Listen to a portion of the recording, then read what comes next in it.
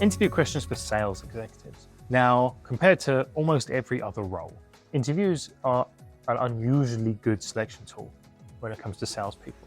Oftentimes, we will have a role where there isn't a great deal of interpersonal communication going on, and therefore an interview really isn't the best way to assess it. That is definitely not the case with sales. If an interviewee is able to convince you that they're a good employee, that implies charisma, that implies communication ability, that implies the ability to build rapport. That is basically a good portion of sales. It's not the only thing. Okay, there's a whole lot of other intrapersonal components going on, but it is the most proximal. And so if they can pass an interview, then that's a much better sign that they will be a good sales executive than passing an interview for like software engineering or something like that, where it's a little bit more distinct.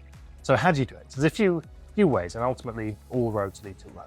You can either ask task-oriented questions, perfectly fine, see how they performed and how they've behaved in previous roles, how they've resolved problems that have arisen in the past. You can give them future-oriented questions. What would they do in their position? You give them hypothetical questions.